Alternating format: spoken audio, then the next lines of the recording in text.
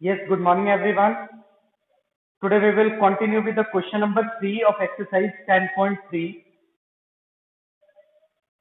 And question number 3 is, if two circles intersect at 2 points, prove that their center lie on the perpendicular bisector of the common chord. Clear? Given मैंने already explain कर दिया था, तो हम यहाँ to prove और prove से start करेंगे. तो first of all to prove is center of both circle lie on the perpendicular bisector. Center of क्या हमने प्रूव करना है? टू प्रूव में वो लिखेंगे हम, centre of both centres lie on the perpendicular bisector of the common chord AB. क्या meaning है इसका? That is AB is bisected at right angle. AB is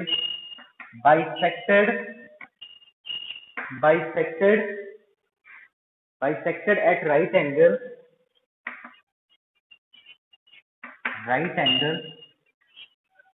by OO dash. Clear? OO dash. Right? अब यहाँ हम next prove करेंगे. तो ये हमने प्रूव करना है. Means AB is bisected at right angle by OO dash means कि अगर हम ये प्रूव कर दें कि दोनों एंगल 90 डिग्री के हैं, और ये प्रूव कर दें कि ये जो जिस पॉइंट पे ये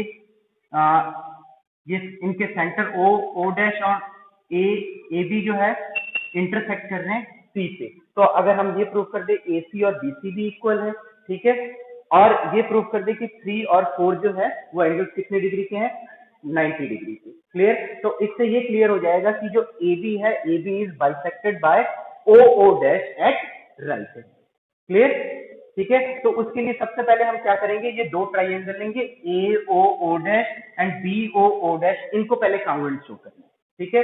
now in proof, first of all taking triangle AOO dash and triangle BOO dash, OA is equal to OB and O dash A is equal to O dash B. Means ये जो side है इस triangle की वो इसके equal है, ये जो साइड है वो इस साइड की इक्वल है. क्लियर? क्यों? Radii of same circle. तो यहाँ पे आपने रीजन क्या देना है? Radii of same circle. Right? Also OO dash is equal to OO dash. Also OO dash is equal to OO dash. क्यों? कॉमन. ठीक है. Therefore by SSS triangle AOO dash is congruent to triangle BOO dash. Clear? जब ये congruent हो गया तो ये angle 1 और एंगल 2 हम इक्वल कर सकते हैं by CPCT. Therefore by CPCT angle 1 is equal to angle 2. Clear? अब इसके बाद हम क्या करेंगे, जब ये 1 और 2 हमने इक्वल कर दिया तो उसके बाद हमने ये ट्राइंगल चूज करना है AOC एंड ट्राइंगल BOC, इन दोनों को कॉन्ग्रुएंट शो करना है. ठीक है. नेक्स्ट हमने क्या करना है, ये दो ट्राइंगल्स जो है AOC एंड BOC, इनको हमने कॉन्ग्रुएंट शो करना है. क्लियर?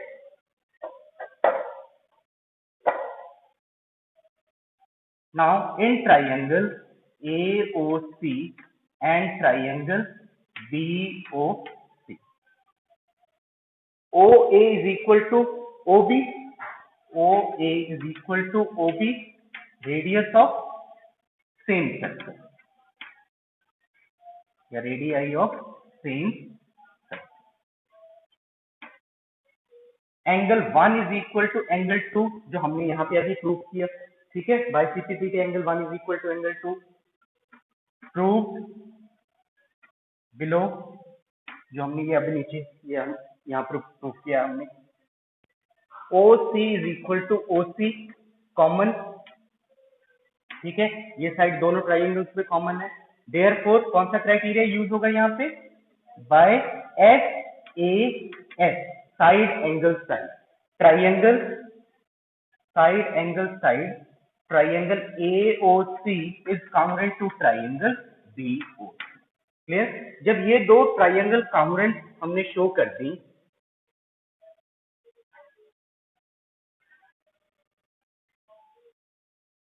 तो हम ये शो कर सकते हैं कि AC और BC इक्वल है, एंगल 3 और 4 भी इक्वल है। Clear? By CPCT।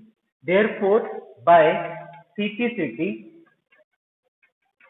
Angle 3 is equal to angle 4 and AC is equal to BC। तो एक पार्ट तो हमारा प्रूफ हो गया कि जो कॉर्ड है वो बाइसेक्ट हो रही है, क्योंकि AC और BC इक्वल आ गया, it mean chord is bisected.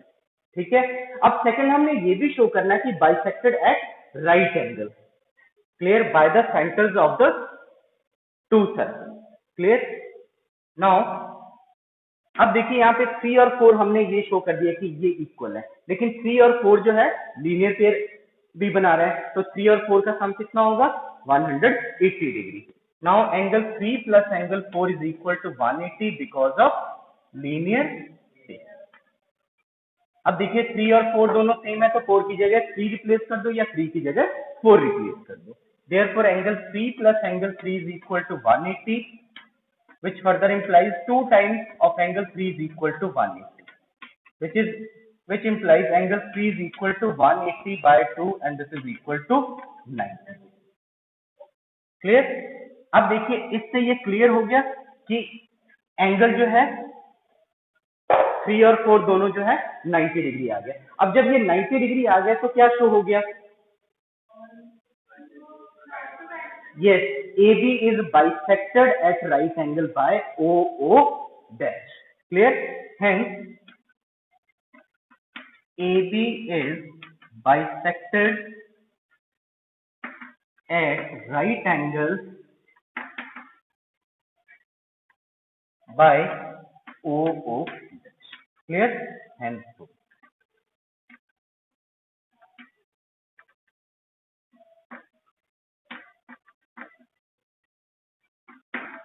right? Next is question number 5 from assignment. The length of a hall is 20 meters, 20 meters and width of hall is equal to 16 meters। Clear? And it is length of hall is equal to 20 meter, width is equal to 16 meter, and it is given that the sum of the areas of the floor and the flat roof is equal to sum of areas of 4 walls। Find the height and the volume of the hall।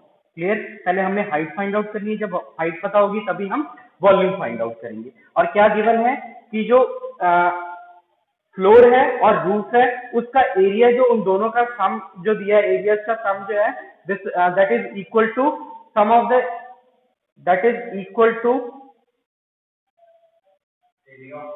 area of 4 walls, sum of the areas of the 4 walls। clear? therefore LB means ये जो LB हो गया length into breadth, वो floor का area हो गया, again LB जो हो वो रूफ का एरिया हो गया, and this is equal to sum of these two areas is equal to sum of the areas of the 4 walls, means 2 into L plus B multiply। Clear? अब यहाँ से L और B हमें given है, इसको पहले हम थोड़ा सा सिंप्लीफाई कर लेते हैं। LB plus LB 2LB and this is equal to 2 into L plus B multiply H। Clear? ये 2 से ये 2 कैंसिल हो गया। L और B की वैल्यू कितनी दी हुई है, 20 एंड 16, यहाँ सब्स्टिट्यूट कीजिए तो ये आ गया 20 multiply 16 and this is equal to 20 plus 16 multiply h। तो ये कितना हो गया 320 and this is equal to 36 multiply h। तो h is equal to 320 over 36। Calculate कीजिए इसे कितना आ रहा है,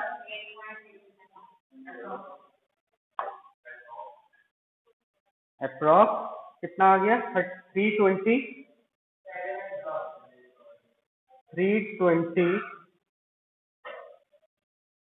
divided by 36 is equal to 8.89 metre. Approximate भी लिख सकते हो आप, ठीक है, अप्रोक्सीमेट भी लिख सकते हो, मैंने राउंड अप करके लिख दिया 8.89 मीटर। क्लियर। अब ये हाइट आ गई तो हमने क्या फाइंड आउट करना है, volume. Also volume is equal to, also volume of the hall is equal to L multiply D multiply H, and this is equal to 20 multiply 16 multiply 8.89। Calculate कीजिए इसे।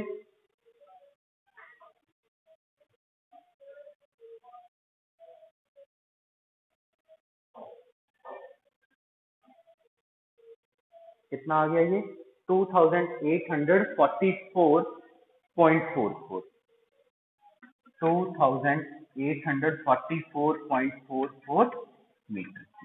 Clear? So this is the required volume and this is required height. Clear? Yes. Next is question number 7. Question number 7 is the ratio of total surface area to the lateral surface area of a cylinder with base radius 80 cm and height 20 cm.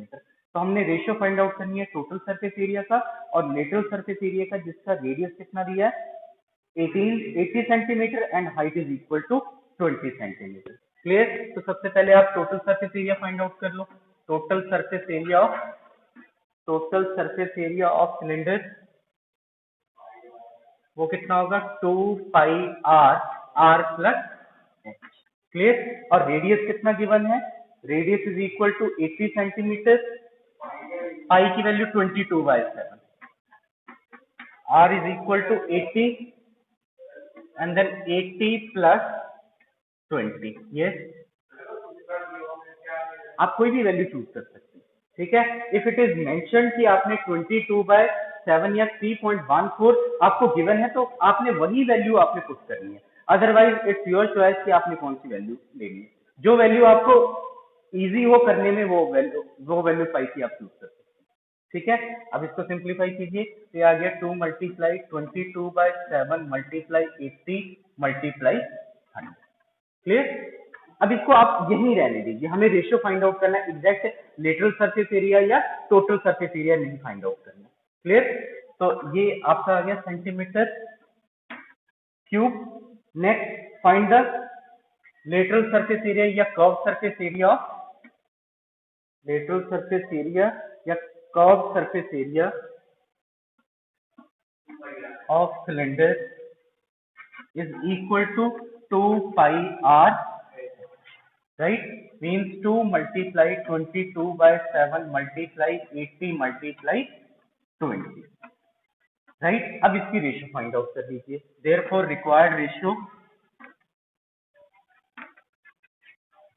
is equal to 2 multiply 22/7 multiply 80 multiply 100 over 2 multiply 22/7 multiply 80 multiply 20। तो ये 80 से ये 80 cancel हो गया, ये भी cancel, 2 से 2 भी कैंसिल, कितना आ गया 100/20 and this is equal to 5/1। तो क्या रेशियो आ गई, 5:1। So this is the required ratio. Clear.